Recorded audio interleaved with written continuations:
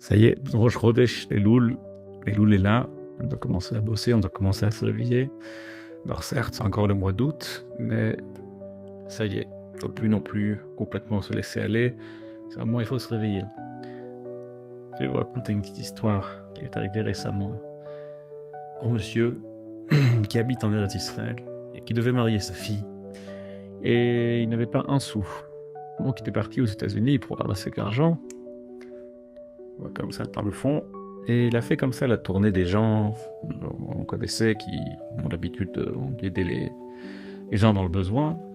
Et malheureusement, ça n'a pas été du tout. Ça n'a pas marché. Et il n'a pas réussi du tout à amasser la somme qu'il lui fallait. Et le dernier soir, il était vraiment déprimé, complètement débité. Il avait même pas de quoi payer son billet de retour. Il n'a même pas couvert son billet.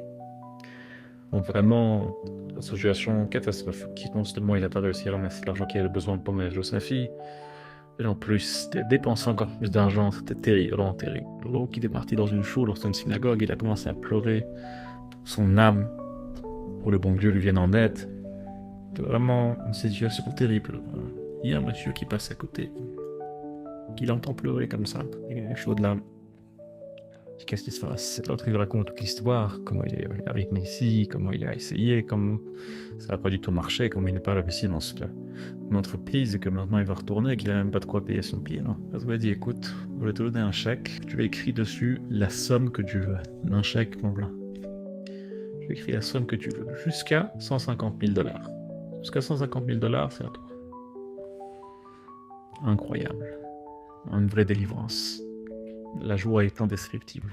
Il a ici une somme de quoi marier sa fille, de quoi payer ses dettes, de quoi mettre de l'argent de côté, c'est extraordinaire. Évidemment, il l'a remercié, il l'a embrassé. Et ce soir-là, la veille de son départ, avec ce beau chèque qu'il peut remplir, il est parti, il s'est dit « Je vais me permettre quelque chose que je me permets jamais, je vais aller au restaurant. » Il allait manger au restaurant pour célébrer cela. Et après le repas, il mange son repas, et puis après le repas, on vient lui donner l'addition de 48 $.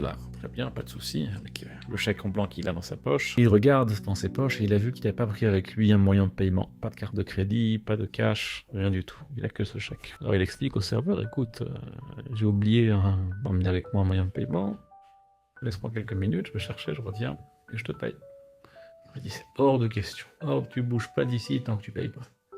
Il dit, mais qu'est-ce que tu veux que je fasse? Je peux pas, j'ai pas. Il dit, tu bouges pas d'ici, j'appelle la police, je fais ce qu'il faut, tu ne sors pas d'ici sans payer. Alors, l'autre, il n'a pas le choix, il commence à lui dire, je te laisse ici un chèque en blanc que tu gardes en gage, et je reviens avec un moyen de paiement. Il dit non, beleit brera, comme on dit, sans avoir le choix. Il ne restait plus aucun choix, il a pris ce chèque, et il écrit dessus la somme de 48 $. Il se dit, son plan c'était d'aller, et c'est ce qu'il a fait, après le repas, il est retourné chez le riche monsieur qui lui a donné ce chèque, pour aller lui demander que voilà, il y a eu un malentendu, il y a une problématique, et s'il peut lui refaire juste un autre chèque, une petite formalité.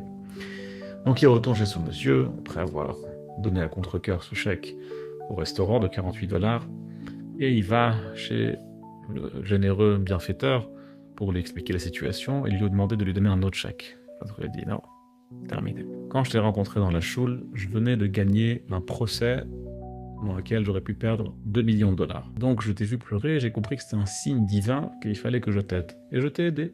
Je t'ai dit la somme que tu as besoin, tu écris dessus. Et dans mon cœur, c'était ça. La somme qu'il lui faut, c'est la somme qui partira de ce chèque. J'ai pas l'habitude de laisser sommes, jamais je donne ces sommes. Donc voilà, tu l'as utilisé, je te donne pas d'autres chèques. Malheureusement, l'histoire se termine comme ça. Le chèque en blanc qu'il aurait pu remplir et gagner 150 000 $ a été utilisé pour un malheureux restaurant de 48 $.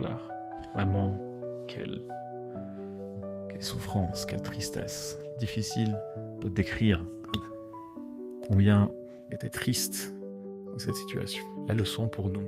Arrivent les mois de Elul, c'est une vraie histoire. Arrivent les mois de Elul, les jours de Tishri, les jours de Rosh Hashanah, les 10 jours de pénitence, Yom Kippour.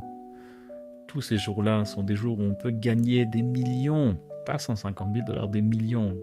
On peut gagner pas seulement de l'argent, on peut gagner la vie, on peut gagner la santé, on peut gagner une bonne année, on peut gagner d'avoir juste seulement des bonnes choses de nos enfants, de notre famille, et voir que des bonnes choses toute cette année. Et nous, on l'utilise pour quoi?